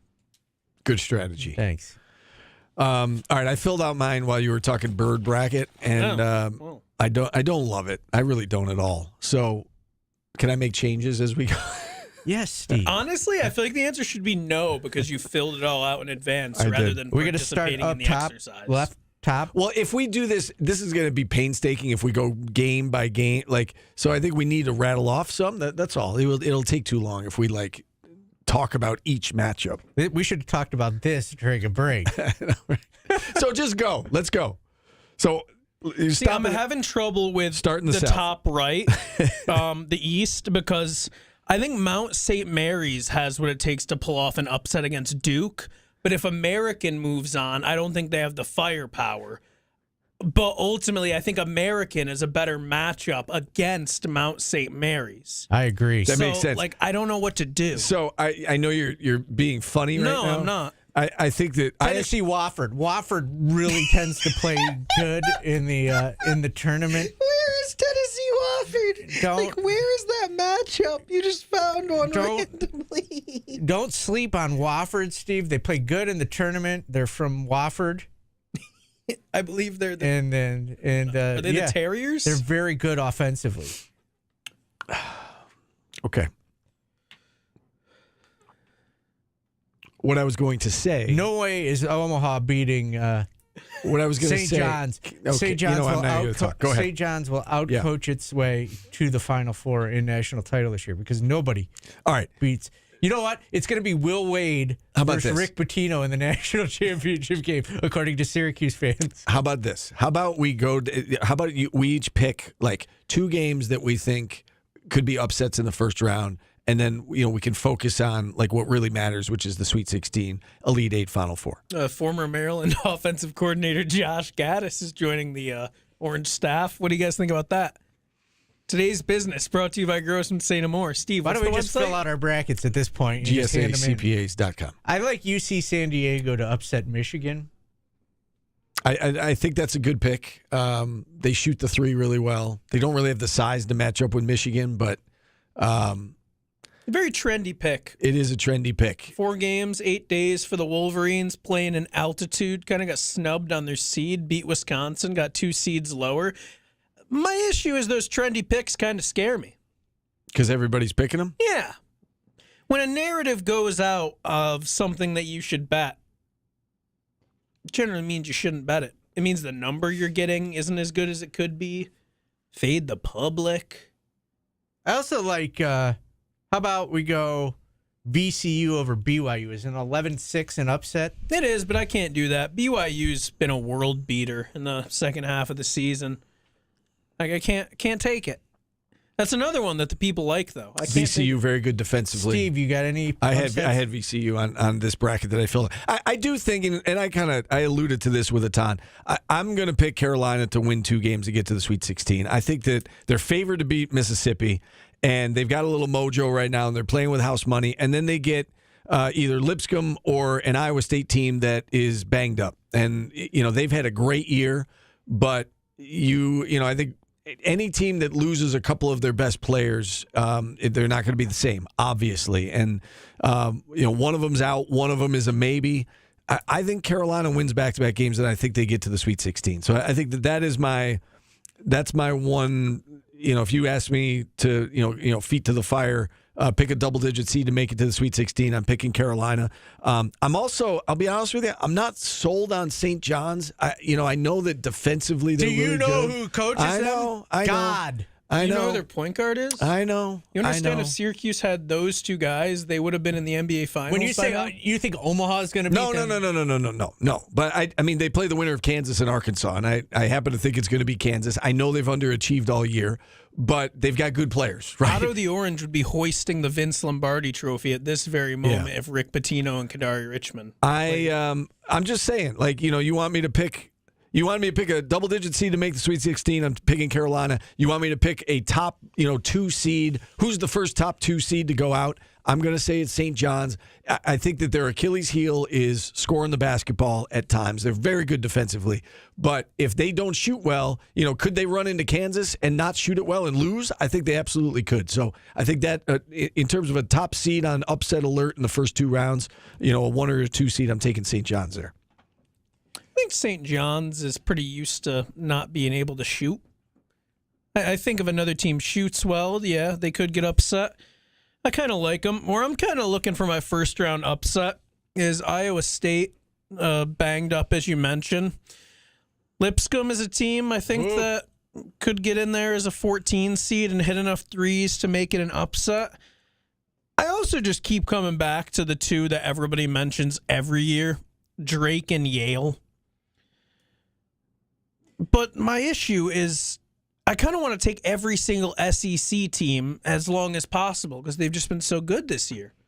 So that's where a lot of my issues are is I don't want to pick SEC teams to lose. They have $50 million rosters. What about High Point Purdue? Everybody's picking High Point as well just because Purdue kind of chokes. I don't love it, but... What about the Fighting Kadari Richmonds, McNeese State versus Clemson? I think Clemson's a tournament team. Quadir Copeland, you were saying. Yeah, what did I say? Yeah, you said Kadari. Yeah. Almost. Kadari's on your mind. Again, McNeese it's too easy. It's too easy. Would there be a better play in Syracuse history than Kadari Copeland? In the national championship game, can you imagine? He'd be fun to cover, I'll tell you that. Clemson McNeese. Do you think Kadari could pull one off? Quadir. Yeah, whatever the hell his name is. I mean, I think it's possible. Sure. I happen to think Clemson's going to win that game, but I'll stay in that bracket. I think that you were making that point kind of facetiously, Jordan, about American and St. Mary's and who wins, could impact your pick against Duke. I do think the Texas Xavier matchup is interesting because, Trey Johnson is one of the best players in this tournament. I hope we get to see him more than just a play-in game. I would like to see Texas win the game, and I think Texas can beat Illinois. I'm very high on Texas. Yeah, me too. Best player in the game. They're going to have him. Exactly. They got to go. He's a walking bucket, as the kids would say. He could get a basket with the game on the line. And they've been battle tested. Obviously, the record isn't what they want it to be, but they went through the gauntlet of the SEC. So I think if Texas wins, that's one of those that I'm not going to submit for this is my official bracket until I see if Texas wins tonight. Then if they do, I think I'm taking them to beat Illinois. So Xavier's the favorite in that. I know. I saw that. Surprising. It kind of scared me, but I'm on Texas. So do we think the South has the best chance of an upset with the likes of UC San Diego, Yale, and Lipscomb? A first round upset? Yes. Yeah. Yeah, I'll give you that one. I would say Grand Canyon's another team that people really like in the West. They're fun to take as an upset every year. So that's one that there's potential for. But yeah, every other, I'd say, region, there's one or two. The South, you could find a few. A lot of people, I've heard a lot of Akron. The people like Akron against Arizona. Again, that feels like another case of fading a team that chokes in March. I think there might be 200 points in that game. Both teams score a lot. I like Akron as well, and I did watch them play twice at the end of the year in their conference tournament. So it's not like I watched a lot of Akron, but I was impressed by them, and they came from behind to win their semifinal game. But I don't know that it's a great matchup because they play fast and they're playing another team that's fast with better players, and so I don't know that it's a great matchup for them. You're looking for slow pace with the upsets, right? What's the best 8-9 matchup, gentlemen? Oh, I wanted to talk about this game. I am so enamored by the Gonzaga-Georgia game. Gonzaga, top 10 Ken Pom team. Say the name 3 times. Scooter appears on the phone line against Georgia, middle-of-the-road SEC team that's I believe they beat Florida earlier this season. Their thing is everybody's title favorite. They either beat them or almost beat them. Well, I was going to say, their thing is they were awesome at home.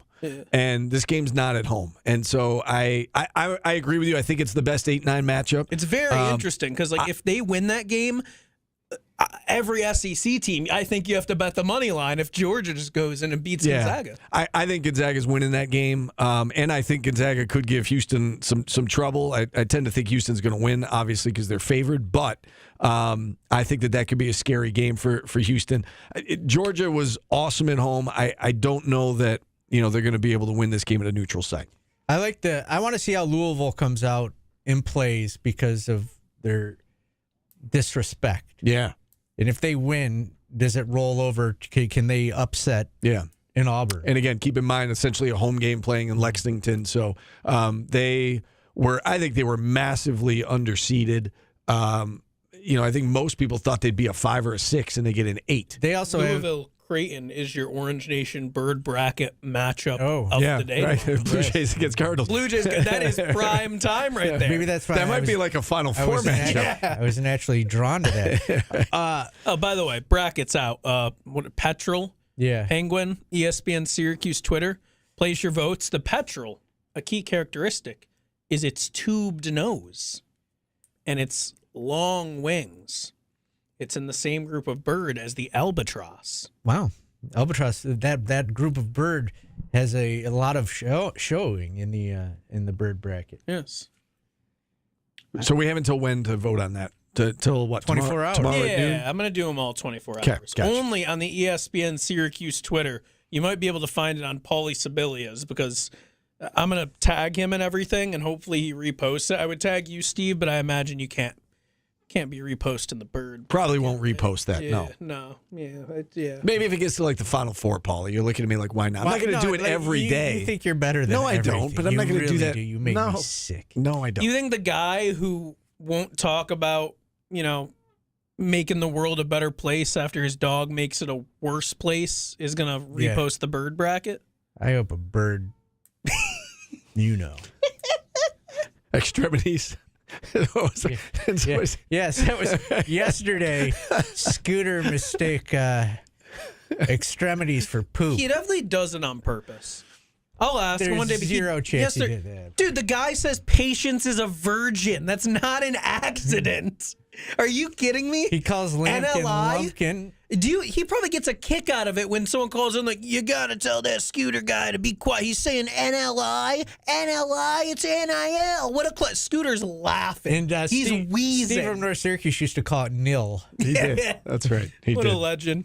We're a little behind. Should we hit a break, come back, and just give our Final Four and national champions? Yeah, let's go. Sure. We'll take a break. That was so Orange Nation. Back after this on ESPN Radio. I was just going to say that LA Orange, that if you guys talk about it as on the scanner, then we'll put it on channel 9. Why would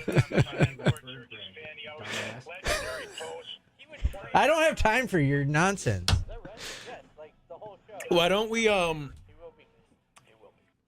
should we hit up Eric and Iris?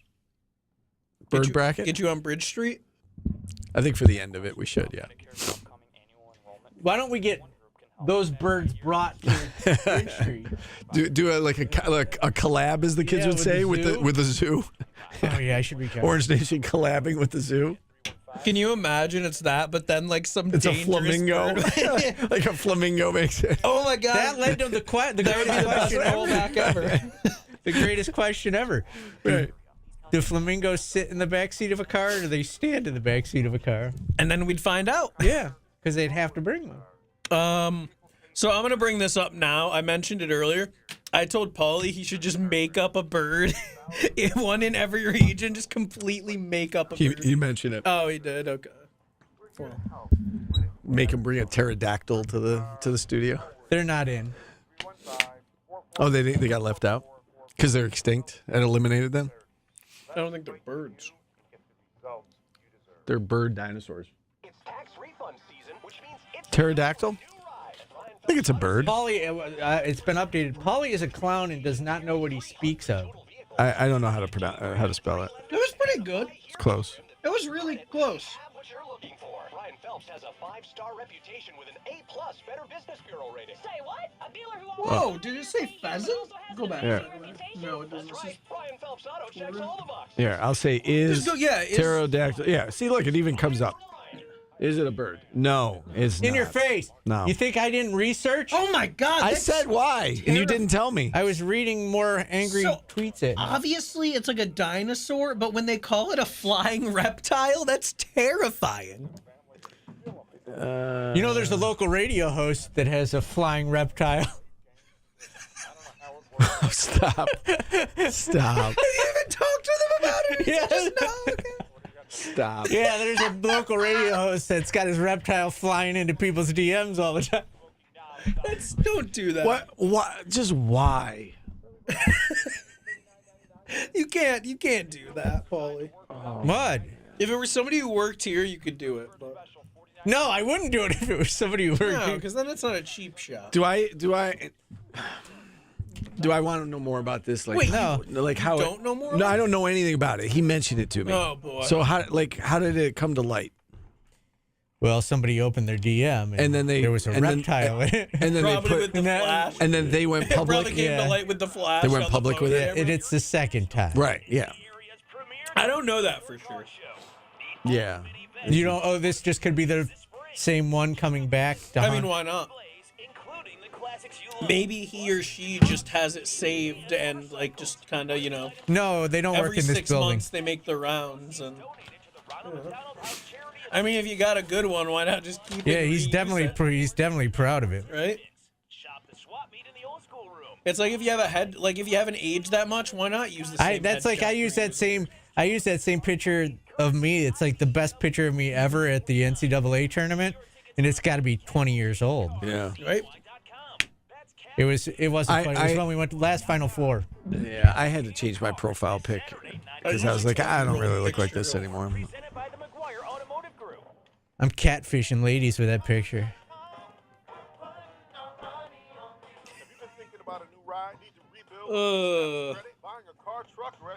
Just be responsible with your images. Yeah, just keep your wang to yourself. Don't chung your wang, if you know what I mean. Don't get them mad at you again. I'm friends with them. I got pictures with them. I got a free shirt. No, really? Yeah, me and Wang Chung are boys. Nice. Wang and Chung. Does it say like I'm in the Wang gang? No, but then back on the Wang gang, they should get that radio host though. I hung with Chung. You know, maybe he does a Jets blog. Maybe he should do a. That's a good one. Brett Favre. Let me make their T-shirt. Him and Brett Favre could hang out.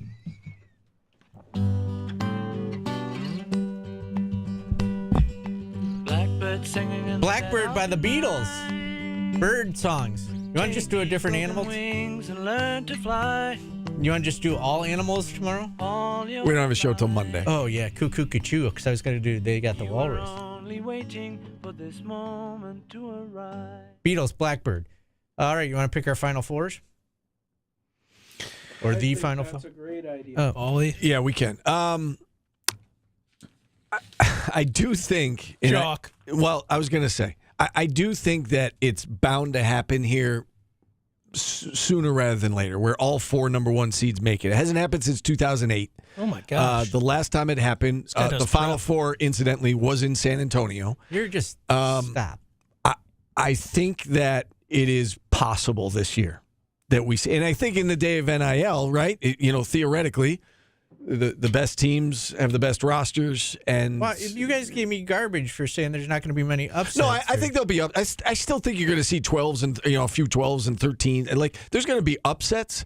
But I do think at the end of the day, the best teams are going to be the best teams, and I don't think you're going to see Drake make the Final Four. I guess is what I'm saying. I think it's going to be the 1s and 2s for the most part. So I know it's not a sexy pick, but it's going to happen at some point. I'm going to say the 4 number 1 seeds all make it this year. Can we use that as a promo, or did you saying sexy rule it out? I get it. I'm not even going to Come on, that would be dignify that with an That'd be answer. a good promo to go through the tournament. I think all the 1 seeds make it. It's not a sexy pick. And then in 2 weeks or a week from now, you could be like, yeah, that didn't age well, Steve. No. Then after you say sexy, it goes into the do whatever you want. I don't care. I want to sex you up. That is the narrative this year among college basketball analysts, that it's very top heavy. I've heard, listening to my different previews and whatnot, love Action Network for what it's worth. Shout out Josh Golden, former producer here who works there. I have heard from all of their podcasts how top heavy it is, and there's 4 elite teams. I think so. And they are the 1 seed. It's no accident. Another thing that I think is interesting is I was in love with Florida as of a few weeks ago, and I've come to find out now everybody loves Florida. When did everybody start loving Florida? What's going on with that? I'm going to look right now and just see if you parlayed the 4 Final Four teams, all 4 number 1 seeds, what it would be. So I got Michigan State, Duke, Florida, Tennessee. Michigan State, eh? Yeah. If you're really stretching for a 2, part of me doesn't hate Alabama just because they can score. Because Nate Oates could have coached at Syracuse and we didn't hire him, and I hate everything. Alabama's got shooters, that's why. I go Duke, Tennessee, Florida, Michigan State. That's my Final Four. I don't know if I love Tennessee. All 4 number 1 seeds to make the Final Four. If you parlay them, again, this is FanDuel plus 1244. It's not as much as I thought it would be. That doesn't really get me going. Yeah. Who do you have, Jordan? I'm tabulating right now. Oh, okay. Perfection takes time. Let me see. If I was going to pick a number or somebody other than a number 1 seed to make it, I see. That's just I don't love any of these. Do we think Auburn's options. the least likely 1 seed to make it with how they've been playing, or do you think they're going to bounce back? So here's the thing: you look at who the 2 and the 3 in that region are Michigan State and Iowa State, and if Iowa State was playing at full capacity, I would like Iowa State. They're a really good team, but they're hampered right now by injuries. I don't know. I think the analysts believe the most likely number 1 seed to lose is Houston. I tend to think it's going to be Duke. Really? Yeah. Really? Yeah. Really? Yeah. Huh. I mean, they could have to play Arizona and Alabama to get to the Final Four, which both of those teams are really good. And I don't know how healthy Cooper Flagg is. Yeah, that's fair. I said that earlier today. I had class earlier, and I was talking with some of the students about it, and they asked me who I think, and I said, if he's healthy, I think Duke is the best team, and I think Duke will win. But it is, ankles can be tricky. So Florida, I think, is going to win. All right. Win it all. You ready for this? Yep. This bracket is not to be taken seriously, but I've concocted a plan to only have 1 seed in the Final Four. Okay, let's hear it. That 1 seed will be Duke. Again, though, that is contingent upon the result of the American Mount St. Mary's game, because I do think there's upset potential with one of them. I just don't remember which it is. I'm going to take Gonzaga to beat Houston and then just make a run through, mostly for Scooter. I'm going to take St. John's to beat Florida because I think that would be funny. And I'm just going to take UNC to get to the Final Four because I don't think that side of the bracket is very strong, and they're hot and they're motivated. And Michael Jordan played there. All right, so I just got real quick. I know we got to take a break. My wife just texted. Oh, is it about petrels? Just randomly, it just said Penguin.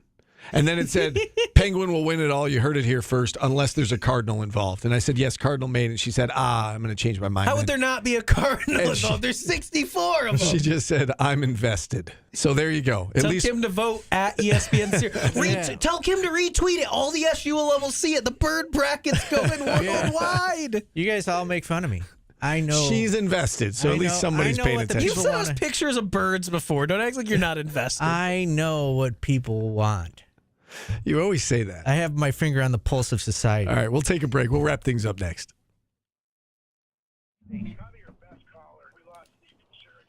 Guys, when UNC and Gonzaga both make the Final Four, remember who told you it was going to happen. Remember who told you it was going to happen. Over under total upsets 12 from LA Orange. Are we calling like 9-8 an upset? Yeah, I read the article, T-Takes. That it was a really good article. It may or may not have been reposted from the account. We can end the war for Steve. If we're counting just like 12 upsets with like 9-8 being one of them, I'll go over just because. Thanks. You ever send a bong shot to anybody? No. That's a weighted question right there. Because if you have, I got to fire you immediately. If I have, you have to? What if it was to you? All right, I'm game. That is a good question. What if he sent it to you just to be like, hey, is this okay to send to people? Do you think I need a haircut? Steve's uncomfortable. Sorry, Steve. Steve, we're children. We are children. I gotta go get my annual. Speak for yourself. That's no fun. Hold on. What? Thank you, CJC. Dude, Stop hitting on me. The Wildcats doing a boneless wing eating contest against Joey Chestnut. Nice. I only eat things with the bone. No way. I didn't even mean that. 3 random people combined can't beat Joey Chestnut. 3 minutes, that man is going to eat like 100 boneless wings. Why is CJC hitting on me? He's now inviting me to his house. We need to get Joey Chestnut on the show. All right. If you want to hang out this weekend, let me know. Yeah, I probably don't. Yeah, I know. You know what? I got excited there for a second. I was like, oh, he actually wants to like do something. I do, but it's so much work. Is Mike Hawk in the bird bracket? That's a good question. Oh. He's going to be watching games with Lou Sassel. I can't believe you fell for that. Like, did that look like a normal last name to you? Have you ever seen that last name ever? I've never seen the last name Infanti. Or Sibilia, bro. But I mean, your last name is Infant with an I on the end, and you're coming at Sassel. It could be Sassole. He could have a lisp, and it could be Thathel. Like, it could be anything. You said it the first time, and I was like, what? And then he said it again. Oh, my God. You're just saying Lou's asshole. I hope that person listens. I notice you're uncomfortable with these jokes unless it's my misfortune. Then it's funny, right? No, but just to fall for it after a week and a half of talking. That account has been on Twitter for so long that I'm numb to it. And then you said it like 3 times. I'm numb to it. You know, I'm edgy. I'm giving the people what they want. Our ratings have dropped since Mythic Hook left, okay? I'm trying to get the ratings going. Matt from Auburn thought your name was Stephen Fonte. Like, Stephen Fonte. Yeah, yes. I get You're that a the lot. second person? I get that a lot. I like it. My friend who's an architect said that. He's like, yeah, he should really like try pausing more. But I'm like, no, he shouldn't, dude. Let's stop it. Like, you don't need to tell the guy who's been on TV for decades. People are doing work right now. There are 264 Sassels living in the U.S. Are any of their names Lou? Lou Sassel?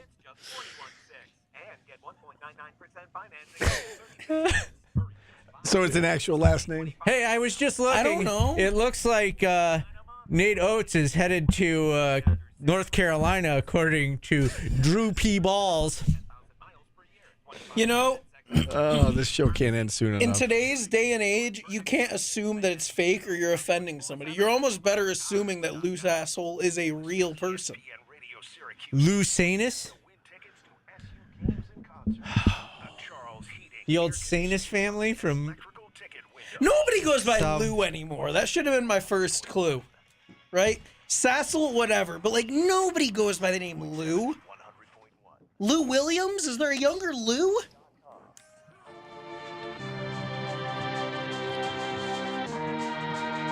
We end today's show with Nelly Furtado. I'm like a bird. Not actually one, I'm just like one. Monday we'll do all animals. How do you feel about that? Did you do Surfing Bird? No. You want to do another day of bird songs? I could do another day of bird songs. I didn't even do bird as a word. I didn't do turn, turn, turn by the Birds. Oh, can you do Birds by Migos? No. Please? They have Mustard, right? Isn't that a song? In a recent Kendrick Lamar song, he yells Mustard.